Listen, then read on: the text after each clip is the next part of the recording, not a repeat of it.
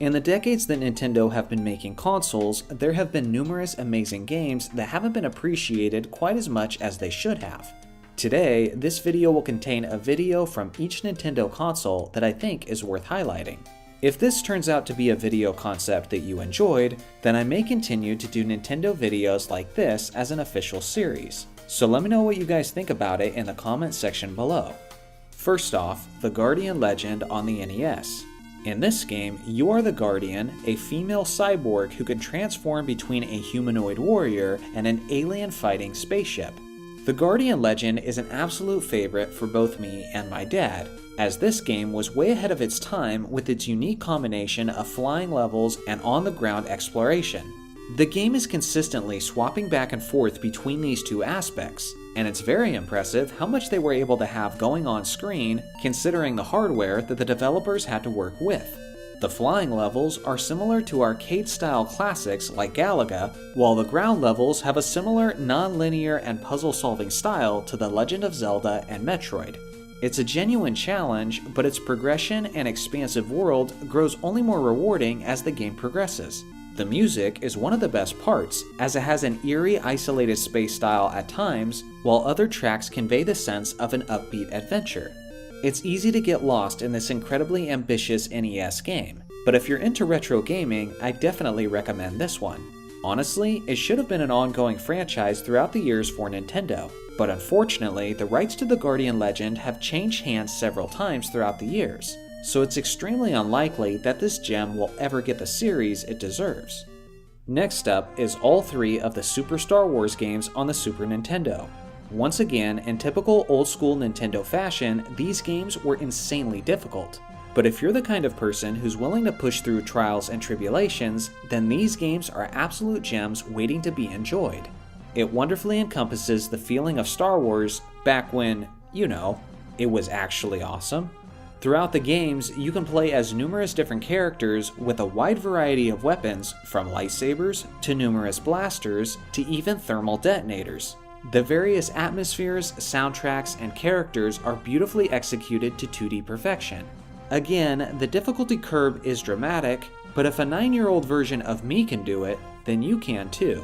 I'm sure of that much. The next game is Turok Dinosaur Hunter on the Nintendo 64.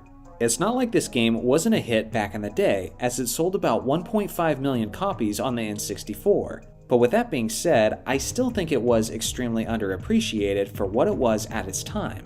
Although it was an early Nintendo 64 release, the game visually looks just as good as a first-generation Xbox FPS.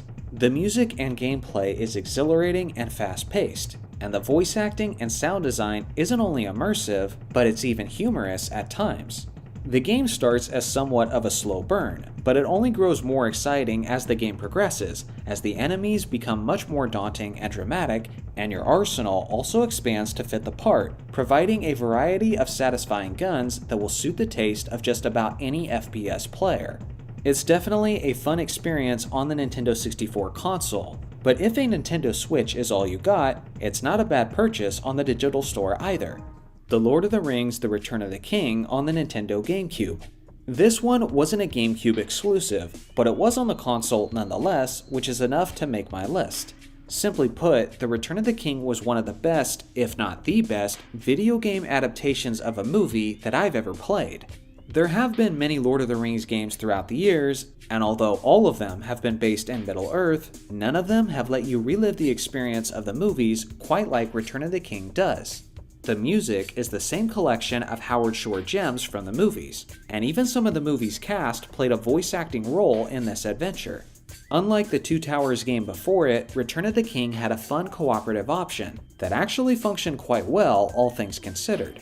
There is unique combos, a leveling up system, and awesome bonus features like unlockable exclusive interviews with members of the cast. There have certainly been more critically acclaimed Lord of the Rings games throughout the years, but without question, this one remains my favorite Lord of the Rings video game of all time. Metroid Prime 3 Corruption on the Nintendo Wii.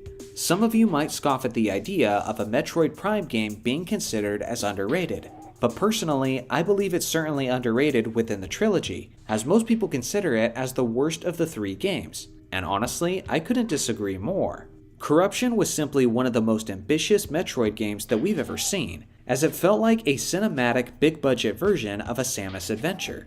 There are several iconic moments of the game that I absolutely will never forget, like battling Ridley as you plummet towards impending doom, or the frantic chaos of trying to fight off the space pirates as you escape a nuclear explosion, or even the terrifying and isolating ambiance of the Metroid Research Laboratory. This was also one of the most emotionally driven Metroid games ever, as the developing dynamics between Samus and her fellow bounty hunters gave this game that extra layer of sentimental impact. The game is sometimes criticized for the Wii Remote controls, but honestly, I got used to it after an hour or two, and eventually it even started to feel somewhat natural.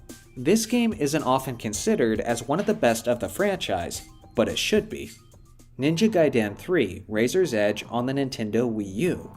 The Ninja Gaiden trilogy are among my favorite video games. They're intense, fast-paced, and jam-packed with enough violence and combat to satisfy any gamer within the genre.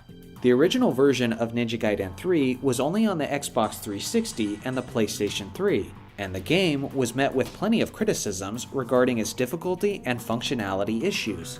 But not too long later, an updated version called Ninja Gaiden 3: Razor's Edge was released on the Nintendo Wii U, and it resolved many of the issues that fans had complained about.